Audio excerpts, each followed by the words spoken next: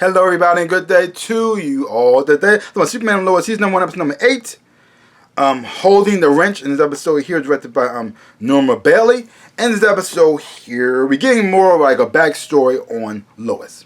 You see Lois talking to a therapist about things that happened to her. You find out she had a daughter with Clark. After the twins, she had a miscarriage, and she never quite dealt with it. She never talked about it. She just kept moving forward.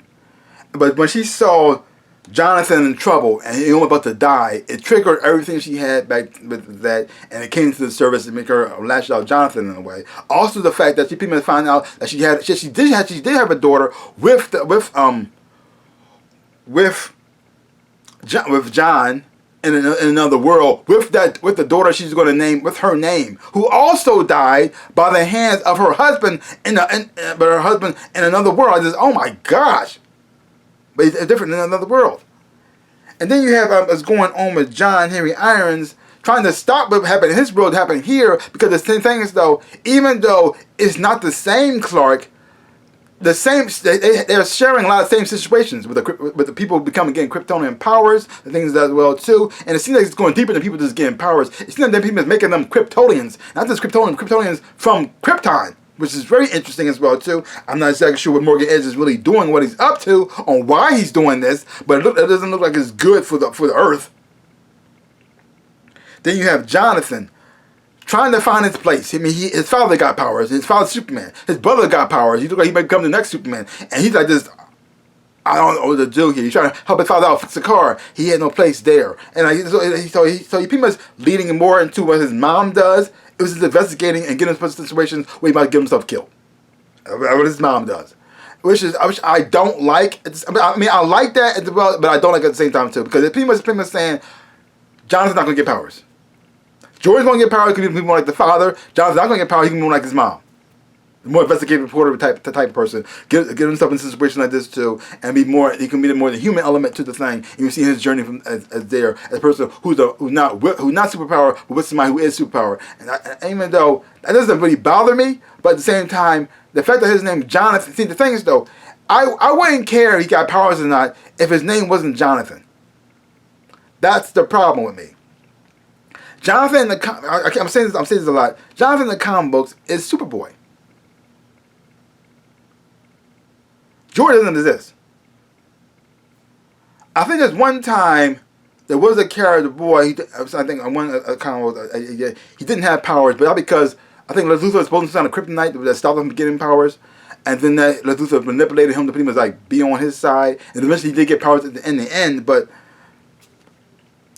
I think that's the only time. But other than that, having that name Jonathan Kent, especially Superboy now, who's actually in the comic books, and he got his own series going on. It's like, because it's been two versions of Jonathan Kent. Both of them had powers. And seeing this Jonathan not have powers, and all the stuff he's been through, and he almost get himself killed in this episode here too. But just give him something. Give him something. Like, good Lord. But well, let's see where this goes. I mean, I get it. It's an interesting story, but at the same time, it's not what I want. I know it isn't. And it looks like they're trying to push it in that direction. Like, see, Lois doesn't have powers, so Jonathan doesn't have powers either. I was like, oh crap. I can see them doing that too. The only about the show I don't like. But other than that, I enjoyed all the acting here. I thought the acting between Elizabeth Tulloch, dealing with how she's going. I thought she did an amazing job here too. Now they didn't focus too much on Jordan and his thing. It looks like I mean, even though the relationship Jordan and Cheryl was actually cute, it was really cute in this episode. It brought some like levity and some lightness to the show. It didn't focus on it too much, so it didn't bring much to the show at all. I mean, if they didn't show them at all, they wouldn't have been missed. Not really. What they part they added didn't bring nothing to the show at all. Interesting part that happened all at the DOC, whatever it's called, happening in there, and finding about all the weapons that people had that people killed Clark as well too. Also having one of their soldiers also changed and affected, but having superpowers as well too. Seeing Jordan John Henry's relationship, how he changed in this episode here, because of things though. All he wanted to do was kill Clark and save his world, and now he's starting to realize that he's not the enemy anymore. Hopefully now they actually become teammates, We get to see him in a whole new suit and a whole new version of the whole Steel uniform. I'm looking forward to seeing that.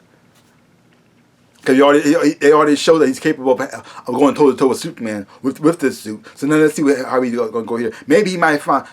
I wonder if there is a version of Natalie in this world as well too. But this time it's his niece instead of his daughter. We'll see where that goes. Let's see where that goes.